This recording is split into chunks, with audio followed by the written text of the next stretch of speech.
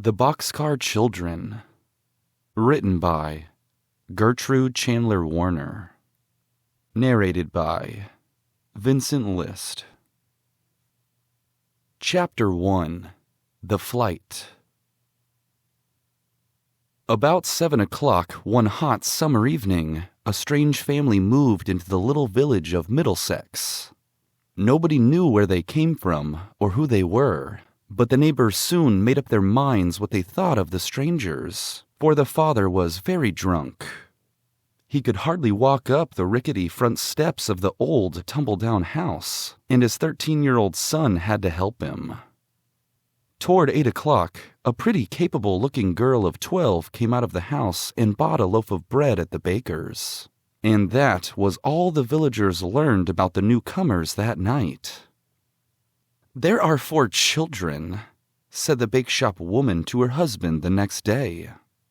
"And their mother is dead. They must have some money, for the girl paid for the bread with a dollar bill." "Make them pay for everything they get," growled the baker, who was a hard man.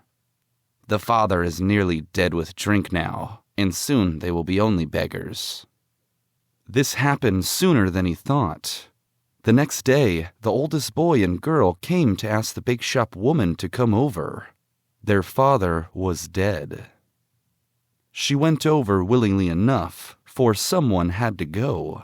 But it was clear that she did not expect to be bothered with 4 strange children, with the bakery on her hands and 2 children of her own. "Haven't you any other folks?" she asked the children. "We have a grandfather in Greensfield," spoke up the youngest child before his sister could clap her hand over his mouth. "Hush, Benny," she said anxiously. This made the bake-shop woman suspicious. "What's the matter with your grandfather?" she asked. "He doesn't like us," replied the oldest boy reluctantly. "He didn't want my father to marry my mother, and if he found us, he would treat us cruelly." "Did you ever see him?" "Jess has. Once she saw him." "Well, did he treat you cruelly?" asked the woman, turning upon Jess. "Oh, he didn't see me," replied Jess. "He was just passing through where we used to live, and my father pointed him out to me." "Where did you used to live?" went on the questioner, but none of the children could be made to tell. "We will get along all right alone, won't we, Henry?" declared Jess. "Indeed we will," said Henry. "I will stay in the house with you tonight," said the woman at last, "and tomorrow we will see what can be done." The 4 children went to bed in the kitchen and gave the visitor the only other bed in the house. They knew that she did not at once go to bed, but sat by the window in the dark. Suddenly, they heard her talking to her husband through the open window. "They must go to their grandfather, that's certain," Jess heard her say. "Of course," agreed her husband. "Tomorrow we will make them tell us what his name is." Soon after that, Jess and Henry heard her snoring heavily. They sat up in the dark. "Mustn't we surely run away?" whispered Jess in Henry's ear. "Yes," whispered Henry. "Take only what we need most. We must be far off before morning, or they will catch us." Jess sat still for a moment, thinking, for every motion she made must count. "I will take both loaves of bread," she thought, "and Violet's little work bag. Henry has his knife, and all Father's money is in my pocket." She drew it out and counted it in the dark, squinting her eyes in the faint light of the moon. It amounted to nearly $4. "You'll have to carry Benny until he gets waked up," whispered Jess. "If we wake him up here, he might cry." She touched Violet as she spoke. "Shh, Violet, come, we're going to run away," she whispered. The little girl made no sound. She sat up obediently and tried to make out the dim shadow of her sister. "What shall I do?" she said, light as a breath. "Carry this," said Jess, handing her the work bag and a box of matches. Jess tiptoed over to the tin box on the table, drew out the 2 loaves of bread, and slipped them into the laundry bag. She peered around the room for the last time, and then dropped 2 small clean towels and a cake of soap into the bag. "All right, pick him up," she said to Henry. Henry bent over the sleeping child and lifted him carefully. Jess took the laundry bag, turned the doorknob ever so softly, opened the door ever so slowly, and they tiptoed out in a ghostly procession. Jess shut the door with as much care as she had opened it, listened to the bake-shop woman's heavy snoring for a moment, and then they turned and picked their way without a sound to the country road. "She may wake up before morning, you know," whispered Henry. "We must do our fastest walking before then. If we can only get to another town before they find out we're gone, they won't know which way to go." Jess agreed, and they all walked briskly along in the faint moonlight.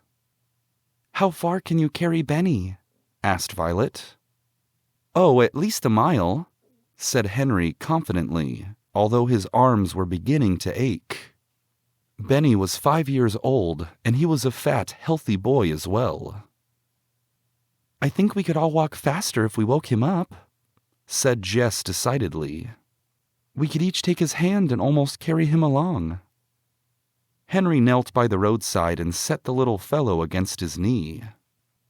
"Come, Benny, you must wake up now and walk," said Jess coaxingly.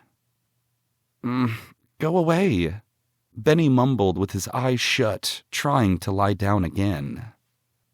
"Let me try," Violet offered softly. "Say, Benny, you know little Cinnamon Bear ran away to find a nice warm bed for the winter. Now you play your Cinnamon, and Henry and Jess will help you along, and we'll find a bed." Violet's little plan worked. Benny was never too cross to listen to the wonderful stories his sister Violet could tell him about Cinnamon Bear. He stood up bravely and marched along, yawning, while his big brother and sister almost swung him between them. Not a soul passed them on the country road. All the houses they saw were dark and still, and when the first faint streaks of morning light showed in the sky, all 4 children were almost staggering with sleep. "I must go to sleep, Henry," murmured Jess at last. Little Benny was asleep already, and Henry was carrying him again. "The first place we come to, then," panted Henry. Violet said nothing, but she kept her eyes open. Finally, she caught Henry's sleeve. "Couldn't we make that haystack do?" she asked, pointing across a newly mowed field. "Indeed we could," said Henry thankfully. "What a big, enormous one it is. I was too sleepy to see it, I guess." "And see how far away from the farmhouse and barn it is, too," echoed Jess. The sight gave them new courage. They climbed over 2 stone walls, got across a brook somehow with the heavy child, and arrived at the haystack. Henry laid his brother down and stretched his aching arms, while Jess began to burrow into the haystack.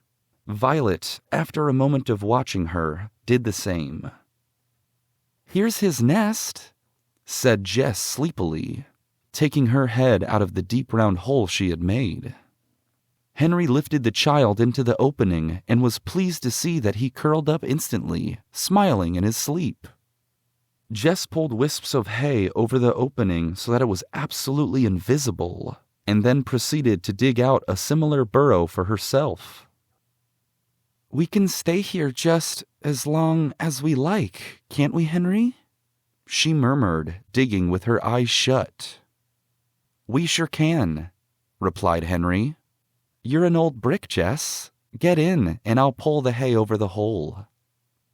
Violet was already curled up in her nest, which was hidden so completely that Henry spoke to her to see if she were there. Then he wriggled himself backwards into the haycock without stopping to hollow it out, pulled a handful of hay over his head, and laid his head on his arm. Just as he did so, he heard a heavy voice say, "Now then, lass, get along." Then he heard the rumble of a milk wagon coming down a nearby lane, and then he realized thankfully that they had hidden themselves just before the first farmer in the neighborhood had set off towards Middlesex with his milk cans. "He will say he didn't meet us coming this way," thought Henry. "So they will hunt for us the other way, and that will give us time to cover a lot more ground." He dropped asleep just as the roosters all over the valley began to answer each other.